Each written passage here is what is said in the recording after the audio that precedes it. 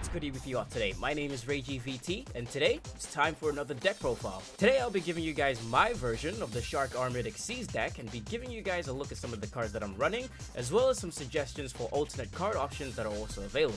Now it might sound weird, but this is the deck that I was actually the most excited for when Age of Overlord hit us a while back, and I've been testing and playing this deck since the new cards dropped for a little while now. It improves on an already existing formula with being able to swarm the field with level 3, 4, and 5 monsters to go into some really powerful water XYZ monsters that can help you out in a variety of different ways. The armored element comes in with certain boss monsters being able to be equipped with other monsters to not only gain an attack advantage, but to also provide some additional useful effects too. This is a deck that I started experimenting with in Master Duel with just the base version of Shark XYZ, which I will also have a deck profile of very soon too. So stick around for that if you're interested. This is a deck profile that I really was meant to have out quite some time ago, but because of a lot of schedule build up in my daily life, I had to really push this video back until now, so I do apologize that it's taken a while. Now, I do have to preface this by saying that this isn't the most meta viable deck that's out there. It's more just for fun. I don't play this beyond just casual matches most of the time when I just want to have fun, so I just want to put that out there. It is capable of some pretty insane stuff though, and though I did compete with it for just a while when Age of Overlord released, do not expect anything crazy or super insane. I'm literally just making this for fun. Again, it's a deck that's capable of so much, but when it comes to choosing a deck that's kind of floating around in the meta right now, this one probably isn't top of a lot of people's lists, but yeah, just wanted to get that out there. Now, with all of that out of the way, let's get on with the profile. Now, to start off with some of our key players, I run 3 Abyss Shark, who is surprisingly the most expensive part of this deck. It was like $20 per copy of this card for whatever reason. Anyways, this card can be special summoned from your hand if all you control is water monsters, which will always be the case because we don't run any other attributes in here. If summoned this way, you can add a level 3, 4, or 5 fish monster from your deck to your hand, except another Abyss Shark. When this card is used for an XYZ summon for a number monster, you can treat it as a level 3 or 4 monster. This is a very handy effect, which you'll find with some of the other monsters in this deck too. This card does lock you into special summoning only water monsters, but again, not a problem. And also, the damage of all of your number monsters is doubled when battling another monster. This is a once per turn effect. Now, realistically, you can get away with 2 or even just 1 copy of this card in your deck, but I find that it's just such a good key in the archetype because you want to be XYZ summoning basically turn 1 and as much as you can. And this card, combined with some of the other cards that we'll go over, helps you do that really quickly and really well. So I'm personally opting for 3 at the moment. Next, I also run 3 Buzzsaw Sharks and 3 Dream Sharks. By targeting 1 monster you control, you can special summon 1 fish monster with the same level as that monster from your deck in defense position. And if you do, it can activate its effects this turn, which is fine because chances are that that monster won't be sticking around for too long because you're going to use that for an XYZ summon. You also can special summon monsters for the rest of this turn except XYZ monsters, which again, isn't a problem because this is an XYZ heavy deck. And if this card is used for the XYZ summon of a water monster, it can be treated as a level 3 or 5 monster, a very handy effect again. This is all once per turn. Buzzsaw Shark works especially well with both Abyss and Dream Shark because both Abyss and Dream Shark can be special summoned as long as you control a water monster already. Using Buzzsaw Shark, you can summon it, target either shark and have another body on the field, allowing you to go into a number of different XYZ monsters. And because these monsters' levels can be changed to match level 3 or 5, it opens up doors to what you can do. Dream Shark can be special summoned if you control no monsters or if all you control are water monsters. The first time it will be destroyed by battle each turn, it's not destroyed, and when a card or effect that would inflict damage to you is activated while this card is in your grave, except during the damage step, you can special summon this card, and if you do, make that effect damage to you become 0. When summoned this way, it loses 1000 defense and is also banished when it leaves the field. This card is great as both a target for your other monsters and as material, as well as just a decent wall if you need to just sit for a bit, as long as it's coming from your grave. So these 3 cards are your key players, both in this version of the deck and in the regular Barrier and Water XYZ deck, which I'll go over again soon. Because this is a swarm deck, your goal is to flood the board with as many bodies on the field so you can go into your XYZ summons and start climbing. XYZ climbing is what this deck is all about with your Armored XYZ and some of your other Water XYZ monsters with the whole rank up stuff. These 3 cards alone will get you pretty far very early on with your combos, and the cards I see as very essential at 3 each. Again, you can tweak these ratios as you see fit. You can bring both Abyss and Dream Shark down to 2 each to open up a little room to experiment with some other cards, and again, Abyss Shark can be played at 1, but I just have 3 for consistency's sake. Next of the sharks is 2 copies of Double Fin Shark. When it's normal summon, you can target 1 level 3 or 4 water fish monster in your grave and special summon it in defense but negate its effects. You're then locked into only being able to special summon water monsters for the rest of the turn, which is no problem. It's a really good level 4 that allows us to bring back some very valuable resources to then use again for our XC summons. 2 is fine. I don't really see the need to go to 3 with this specific shark, and I would even say that 1 is okay if that's all you have. And then 2 copies of both Crystal Shark and Lifeless Leaffish. If Crystal Shark is summoned for the summon of a number Xyz monster, it can be treated as a level 3 or 4 monster. If this card is in the grave, you can target 1 water monster on the field, special summon this card, and then have that monster's attack.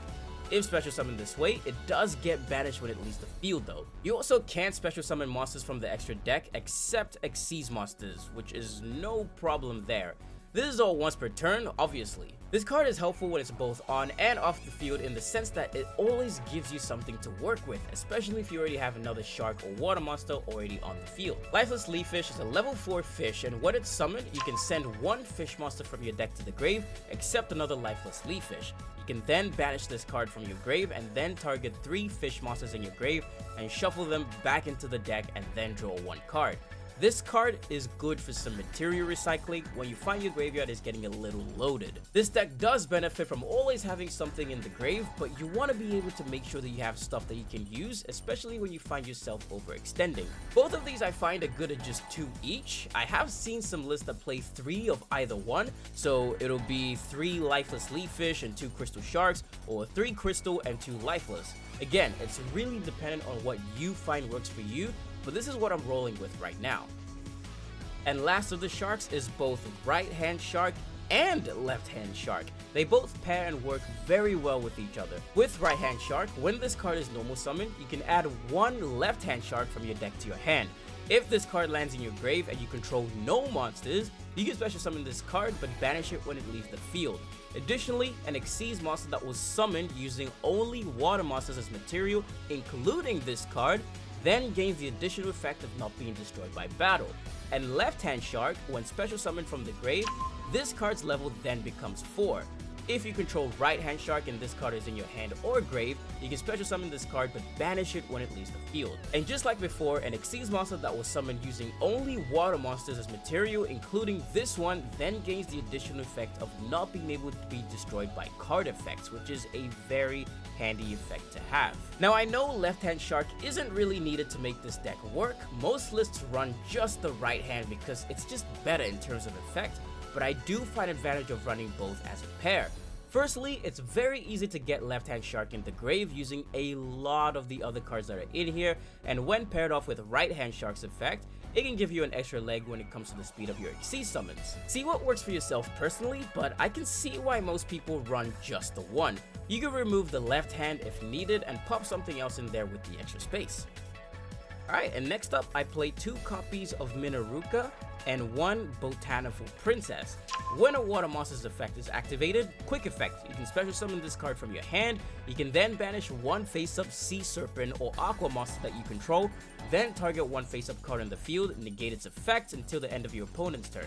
This is a once per turn effect. This card is amazing when you need to reach for that extra material because it can be special summoned quite easily, and its ability to negate any face-up card on the field is something that's much needed for this, especially in the main deck. And with Botanical Princess, when this card is normal and special summoned, you can banish this card, special summon 1 level 4 or lower fish monster from your deck, except another Botanical Princess.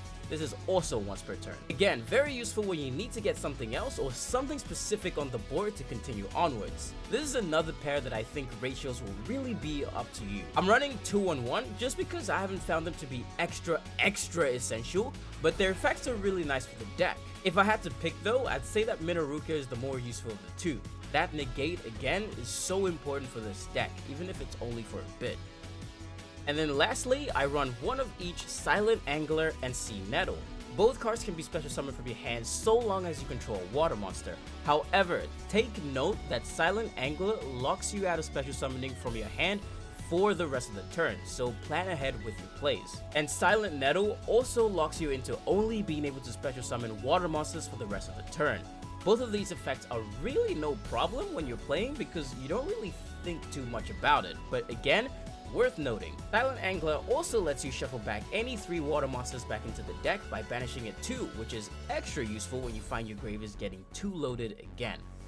And lastly, I play the 3 essential Ash Blossoms and 2 effect veilers. Those negates are very important to this deck.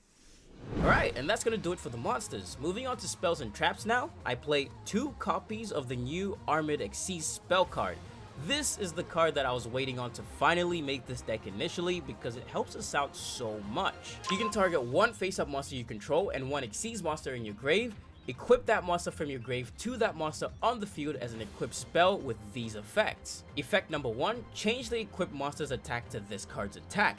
Effect number 2, the equipped monster gains the card's attribute. And effect number 3, at the end of the damage step, if the equipped monster attacked, you can send this card to the grave.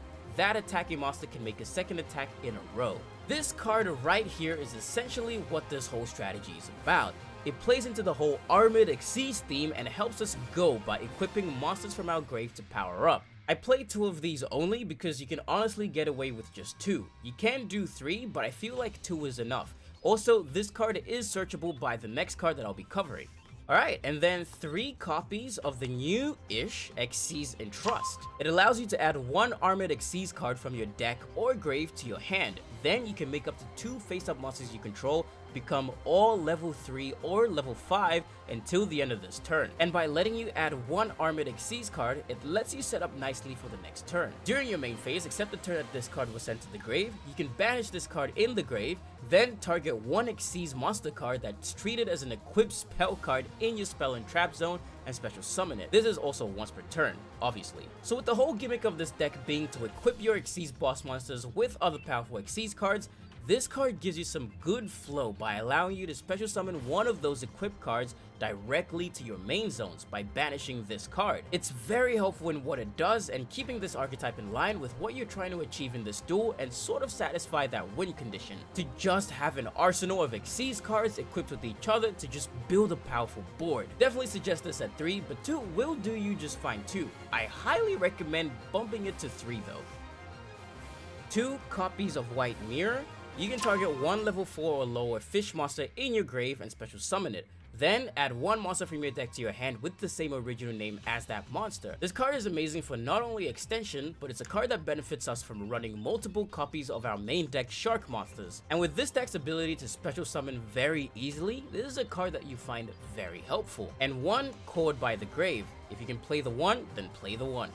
Alright, and for traps now, very easy. I play 2 copies of the Armored XYZ trap. If an XYZ monster or monsters is on the field, immediately after this effect resolves, XYZ summon 1 XYZ monster using monsters that you control. You can banish this card from your grave, then target 1 XYZ monster you control, equip 1 other XYZ monster from your face-up field or grave to that monster as an equipped spell with the following effects. First, the equipped monster gains attack equal to this card's attack. And second, if the equipped monster would be destroyed by battle or card effect, destroy this card instead. This card helps facilitate our whole game plan by firstly letting you just do an instant XYZ summon, which is always nice, and then letting you go on with your armor plays by letting you attach an XYZ monster to another XYZ monster, and by letting you do this from your face-up field or grave too. With this, you always have options. This card is also searchable from XYZ Entrust, as well as some of our other XYZ monsters like Dark Knight Lancer and XYZ Torpedo, both of which I'll go over in just a sec, so that's very handy. 2 is fine, no need to go to 3 unless you want a brick, but again, it is searchable, so just 2 will do. And finally, 1 copy of Gozen Match, our necessary floodgate. I did have this at 2 initially, but because I really took my time getting this out, it has since been limited on the ban list, so we can use just the 1 here for now. Again, if you can use just the 1, then use the 1. But I still feel like that 1 copy is mandatory in a deck like this. And then 2 copies of Infinite Impermanence. And that's it for the main deck. Now, given the type of deck that this is, and with just how much options you have with all the different shark monsters that are available to you, you have a lot of different ways to how you want to build this deck for yourself. Again, I feel like your essentials will always be Abyss, Dream, and Bustle Shark, but everything after that is literally up to you. If you're going for the Armored XYZ style of play, then you want to be targeted in exactly which monsters that you play. But if you're just building a regular Shark or Baryon deck, which I'll present soon, then you can flow a little more freely because it's one of those decks that you can just make whatever you want of it. So, going on to the most important part of this whole thing now is the extra deck. So, starting off, I play the 3 new Essential Armored XYZ cards with 2 copies of Full Armored Dark Knight Lancer, 2 copies of XYZ Armored Torpedo, and 2 copies of Armored Fortress. Now, these 3 guys are essential players that make this deck what it is as a whole. Dark Knight Lancer can be special summoned by using a rank 5 or 6 XYZ monster that you control and transfer its materials to this card. It gains 300 attack for each material and equipped card it has. Once per turn, you can target 1 XYZ card in your grave and add it to your hand. Also, once per turn, if an equipped card becomes equipped to a monster that you control, except during the damage step, you can attach 1 monster your opponent controls to this card as material. This guy is our main big boss of the deck, and essentially part of our win condition as a whole. To stack as many XYZ material to this and your other cards as possible, including your opponent's monsters, reach big numbers, and win. It's not hard getting this guy out too, especially with how well this deck does with its rank up XYZ climbing playstyle. Armored Fortress is a rank 5 monster that can be special summoned using a rank 3 or 4 XYZ monster that you already control and transfer its materials to this card. Once per turn, you can detach up to 2 materials from this card and add Armored XYZ cards equal to the number detached. If a monster equipped with this card battles a monster, any battle damage it inflicts to your opponent is doubled. Very nice. However, be aware that this card cannot be used as material to XYZ summon as long as it has material. I usually just detach both materials as soon as I summon it to search both Armored XYZ and XYZ in Trust and then immediately rank up on top of it. And then Armored Torpedo, sorry, my board is a little bit messy here, but Armored Torpedo is our rank 3 for the plays. It can't attack unless it has material. You can detach 2 materials from this card and then draw 1 card. When it's equipped to a monster, you can apply these effects. 1. If the equipped monster battles, until the end of the damage step, your opponent cannot activate cards or effects. Also, negate the effects of all face-up monsters that they control. And 2nd, if the equipped monster is an XYZ monster, your opponent cannot target it with effects. Both of these effects are very helpful in giving us a form of destruction against our opponents. I run 2 of each of these just because, again, this is our whole deck gimmick right here. XYZ climb, detach materials, and equip these cards and other cards to each other to build some pretty powerful boss numbers.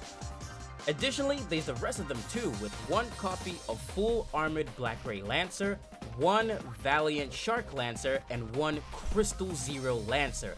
All 3 of these guys are part of our overall game plan too, and they each have their own unique effects that help you really put a stop to your opponent's plays. They're also great to rank up on top of into some of our Armored XYZ boss monsters that we just mentioned.